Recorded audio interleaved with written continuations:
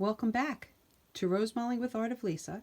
This is part 2 of my Norwegian Fjord horse, done in Aqua and warm white, Jo Sonja paints. And we're going to work on detailing this guy, but we're also going to take a look at what I'm doing in the front and on the back of him and try to tie him up. All right, let's get to work, and then I'll fill you in on what's been going on with life because it's been interesting lately.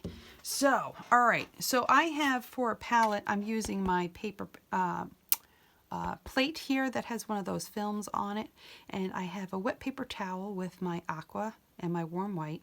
And then I also on the side, I actually took my warm white and I made for my detail color, I added my medium to it, and those who have been with me before know that what I use for my medium is a combination of clear glaze medium, flow medium, retarder medium, 1 to 1 to 1, and then I combine them in a container like this. I add it to my paint to make it like melted ice cream. All right, so now this guy is all set to go. I'm going to do a little overstroking here, and I've already started with my warm white. Now I've started working on a pattern packet for this, and you can kind of see what I did is I do the understroke of blue, then I overstroke with a little more blue and a white, and then I finish with the detail. So for the most part, I've done most of my overstroking on this, and if you refer back to my video, the #1 video in this, then you can see how this is done. But I have a few spots here that I want to really kind of highlight and give a little extra oomph to it, maybe a little extra blue. So I'm using my #4 Premium Gold Kingart 9000 round brush, and I'm going to tip it into my water here. And I also have some medium that usually what I do, and I'll pull it from my wet palette. Now usually I use my wet palette, but as you can see it's kind of a mess right now. I'm working on a variety of commissions. All right, so let's get going here. Now I'm a little behind in doing this video only because, well, life gets in the way. Let's see, I'll show you the hole in my wall of my studio shortly, because there is a hole in the wall. We're in the midst of redoing a bathroom, and the bathroom down here got used and we didn't realize it had dry rotted a little bit. But isn't that how life is? All right, I'm just adding some extra color in here. Let me come around to this one. We're going to add some color here. Just giving a little extra oomph. Okay, where I felt that I needed it. All right, go back. I'm overstroking. When I overstroke, I'm doing a little tip in my medium, wipe a little out. I'm going to go into my drier paint here.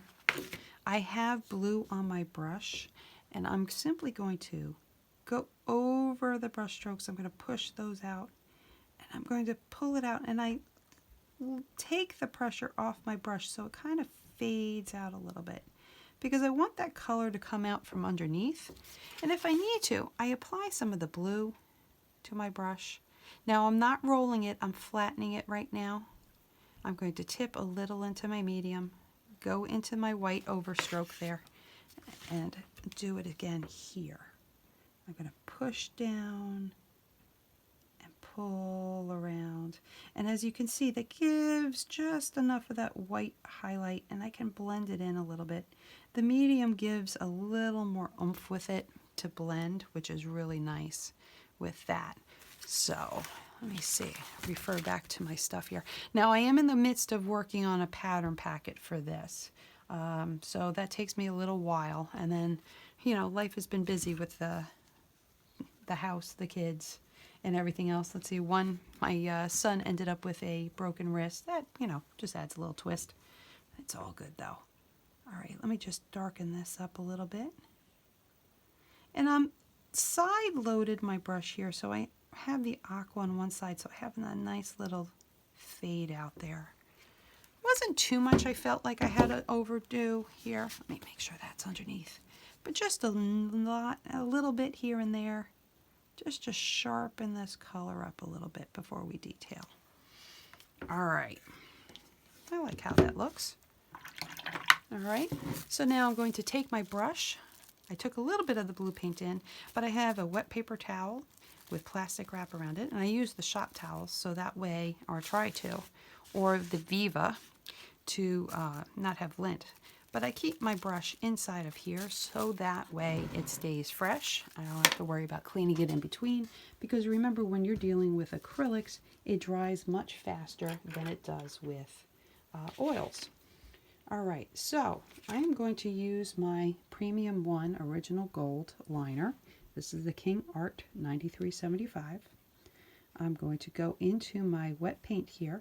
Now this is where I took my medium, I added it in here, and then I mix it together, and I want to have it like melted ice cream. Okay. And I have a secondary paper towel ready to wipe off my brush, to wipe off my palette knife. You know, very simple. All right. Now, what I did also is I have a scanned copy of the other side, so I can get a good idea of how I detailed it, because I want to match it as closely as possible. All right, so let's see. Well, we'll start back here, I think. We'll start on his rumpa. Okay, so now remember, if those who have followed me before know I like to pull the brush stroke towards me. Now make sure you give yourself enough room to work. And I use my wrist as a brace, so I'm up above it. Okay, so again, my studio is in a little bit of flux right now, so hopefully you guys can see what I'm doing here. Let me kind of look up above. All right, maybe we'll come in at a little angle. How's that? We'll come in like this, just to show you. So that's the hole in my wall right now. Yeah, so why should it be dull? Not dull at all. All right, so let's see if this helps a little bit. All righty, and hopefully it will stop shaking. I don't want to give anybody seasickness here. All right, so I want it nice and loose.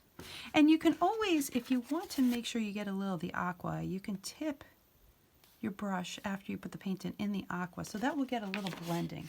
When you're working with oils, it's much easier with a wet on wet technique to get your blending than it is with acrylics, because your acrylics dry so much faster.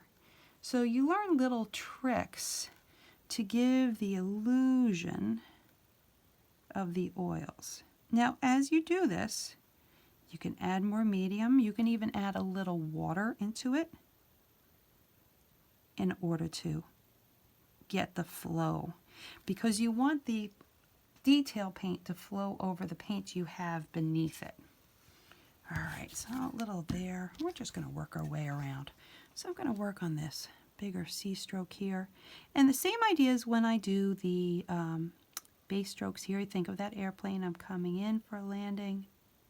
I pull it up, and I'm going to pull it down, and I'm going to pull around, and I push those bristles down, pull it up, and pull it to a point. I let my brush stop. Move that a little close here, make sure you guys can see it. Let's work on the inside of this a little bit. So let's do a little teardrop, and I pull it back up. I don't want to get a flippy out of it, so I literally let the brush come back into the stroke. I'm just using the tip of the brush to get some lines in there. Now this is done in the Telemark style, which is a very nice free-flowing style. I think my next video I'm going to do a Hollingdal style, which is symmetrical and more opaque, and I'll explain the difference between the two in that video. I think I'm going to work on an ornament for that. So I'm also working on putting together my classes. Thank you to those who have taken a few of my classes these past couple weeks. Well, it's a few more weeks than it's like 3 weeks ago now. I had hoped to get them up and running sooner, but again, life kind of got in the way. So, and you know what's funny? It's, I have the stuff ready to go, and you still have that little bit of a fear when you start something and you know it's going to go well, and you just have to jump in. So I'll jump in and let you all know what's going on. All right, now I'm not 100% happy. I mean, the strokes are coming in nicely, but I'm not 100% happy with this one. So I'm going to switch. I like using this very thin 10-0 liner. So I'm going to switch to that right now, just because I'm not 100% happy with the stroke work I'm getting here. And that's okay. You know, I'm not going to sweat if I'm not happy with each individual stroke. You could, well, I know a lot of times you wipe it away. But you know, I find that once you finish a piece and you look back at it afterwards, you realize, you know, I can't really find that stroke that I was having issues with. So it's kind of one of those things. Remember that it's just paint. It's not a life and death situation. You know, each thing you do is an experiment, and each piece you paint, you know, broadens your, you know, your knowledge. And each time you work at it and play with the brush, you just get better at it. And that's really all it is. It's just about enjoying yourself, improving yourself, not stressing over the little things. I find most things in life are little things. You know, especially nowadays. You know, you start to realize what's really important in life.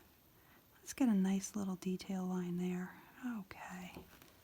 And it looks like I had this larger teardrop. So here I bring my hand down. I'm going to push my brush down. And I'm just going to pull a little line out of it. There we go. Let's get some little half petals here, leaves done with my line work. Now notice my hand is down because I can push it down to give this little effect there. All right. I like how that looks. I like my cross hatching too. Cross hatching's a lot of fun. If you find that you have a little extra clump on your brush before you put it down, you can just wipe it out on your paper towel here. All right, let me come on the outside here. Now I have these just cereal boxes. I have this underneath because I want to make sure and protect the underside of this. I don't want to, you know, scratch up what's under there because it's not varnished yet, so it's not protected. And even with the varnish, you don't want to scrape it up. So I try to make sure I have something underneath it. Now, when I do Telemark, I don't always follow an outline. I detail because I like the free-flowingness of this. So I don't worry if I'm not exactly perfect. And you know, that just happens to be my style. Each artist has their own style and their own technique with doing this. So they're really, I mean, there's certain techniques within this. You want to make sure that your strokes are all coming from your sepal. You want to have that nice flow to it. You know, when you're working with different styles, there's certain key factors for the styles that you want to have. And to keep it within that, I don't want to say boundary, but to keep it true to that style. But you're going to find that each artist has their own interpretation of the style and their own technique. So just like when you go to the museum and you can identify a Van Gogh from a Monet or a Leonardo da Vinci from a Michelangelo, you know, you can do the same with Rosemaling or other decorative folk artists. You know their style, you know their touch on the brush.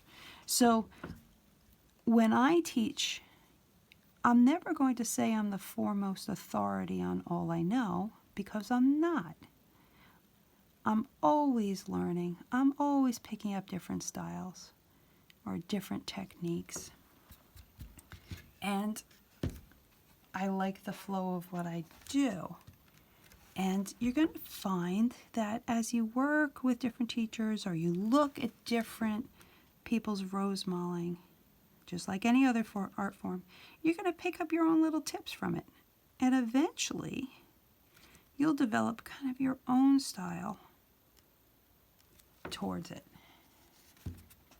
So, here we go. Let's come around with this. And now you remember, it's still based on, you have your C strokes and you have your S strokes.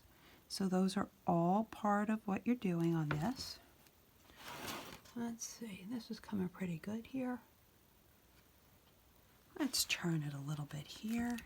I like to pop up and make sure that I'm still in the screen here. You know, as those of you who have been following me know, I'm not a professional videographer. I'm a mom. At home, I have 3 kids, 20, 17, and 13. 2 dogs, Reuben and Chloe. Chloe is my rescue dog, so if I can get away with doing this video without her all of a sudden barking and making herself known, then I am a lucky dog mom. You know, wife. You know, I was a New York City school teacher for over 10 years. I was a special ed GED high school teacher. So teaching has been something I've done for a long time. I was 11 when I first picked up my rosemalling brush, thanks to my dad, and being raised in the Sons of Norway Lodge back in the day. So, and then, you know, God provides. You never know what in life you're going to do and where it's going to take you. So, rosemalling has definitely been something in my life that has been quite a blessing. Now this, I had more white on the other side, so I'm going to add a little white to this. But I'm going to have a little of my aqua. So let's add aqua to my brush. I'm just going to side load into my white here. Okay. Let me put down my detail brush so I don't get paint on myself, which is something I can do quite frequently. Let's see, are we on the screen? Yes, we are. Let's pull this down. So I have the white on the outside, and I'm just following my strokes. And because I have the medium in there, I can just flow over it. I'm just blending it in. I just wanted to give that a little more pop of white, a little definition. All right, let's go back to my detail brush. Let's go around my sepal. I think I'm going to actually do one more video on this one to show the back side and the front side, and I'll try to actually do that later today and post that midweek, so if not both of them, so that way I don't like to go too long on these videos. You know, we each have a certain amount of time that we can spend. So I think what I'm going to do is I'm going to finish this guy. Here we go. So again, remember, I'm applying pressure to the brush and pulling it around. Now, you don't have to paint it as fast as I do. Remember, I've been doing this for a very long time. Now, I'm going to mention, even though this is acrylic, I want to make sure everything's dry, so I am going to hold it in such a way so that I'm not laying my hand on it. This is the great thing about bracing yourself with this. Okay, so let's... Now, it was a little sharper than I wanted. Well, let's see. I'm going to come back. I'm going to take a little paper towel. A little bit of water on it. I'm just going to just blot this out a little bit. I didn't like how strong it was all the way down there, because then all of a sudden it's going to get like a stripey look to it. And I don't want my detail work to be stripey. You want to have a variation of thick and thin and light and dark. You want it interesting for your eye to look at. Okay, let's come around this way. So again, I am working on a pattern on this. You know, back in the day when I was first learning how to rosemale, all you would get is a color copy and, oh, the paint colors that you would use. So when I would take classes. So I've been working on going back and reading how other people write their pattern packets up. And I do have a number of them out on my Etsy shop. But I have a lot of patterns actually in the works for my Fjord horses and Dala horses. I've done quite a few of them the last couple of years. So a variety of colors and patterns and designs. So those will be coming out very shortly. I'm trying to get this done before I have a soccer game today for my son. And yes, even with a broken wrist, he's allowed to play. He's nicely padded, thank goodness for his old Taekwondo pads. All right, let's get a little bit in here. It's just fun to add these little doodads to it. All right, let's come around the top. Let's see if we can finish this guy up here. Now I'll get in as much as I can. All right. Just place the lines and try to make sure I get my curve with it. I'm going to come up this way, get this nice little inner C-stroke. Get a little teardrop. Nice little lines there. Let's come around this guy here, and then we've got this S stroke. Get a little bump. That was a little straight in there. Don't like that that was a little straight. Looks like I also got a little paint on my hands. Brought that over there. Okay. There we go. Just wipe that out a little. Take care of my, as my friend Rick likes to say, my happy little C and S strokes. All right, let's bring this around on this side. Again, I'm not too worried about being right on top of it. This is detail strokes, not outline strokes. Just follow around. And again, you can get very stripy in here, so I try not to. And again, because this is double-sided, you want them to be as similar as possible, but if it's not exact, it's okay. Again, it's just paint. You want to have the pleasure of just doing this. Okay. Oh, we got that little flower right there. Let's finish that guy. Notice I keep turning the horse so that I'm pulling the paint towards me. Okay. My stroke work underneath got a little willy-nilly, so that's okay. I use my detail work to kind of fix it up a little bit. Have a little dots in there. Okay, let's see. Let's pull a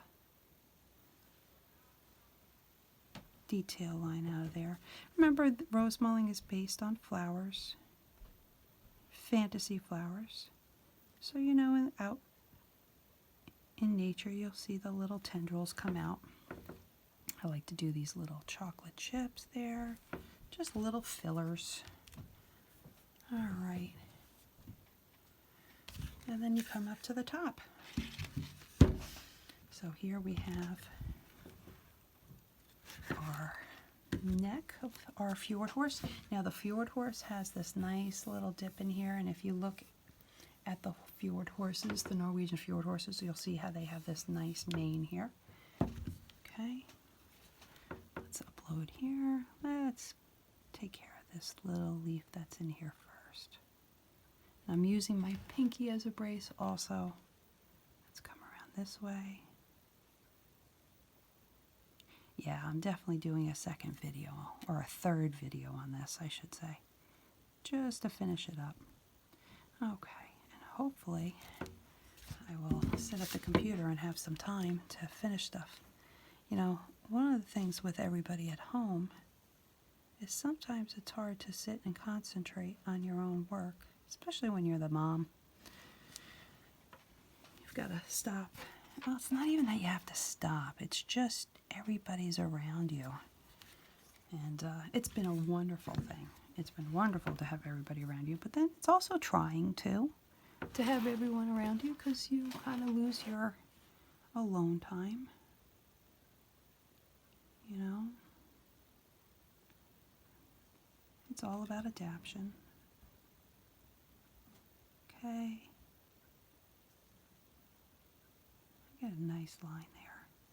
And again, remember I'm using pressure on the brush. The pressure on the brush from thick to thin gives those lines that I want. Now I want to push that down. And the 10-0 that I'm using is a very small brush. It's a very thin brush. But by applying the pressure to it, I can get the effects that I want from it. Okay, and around.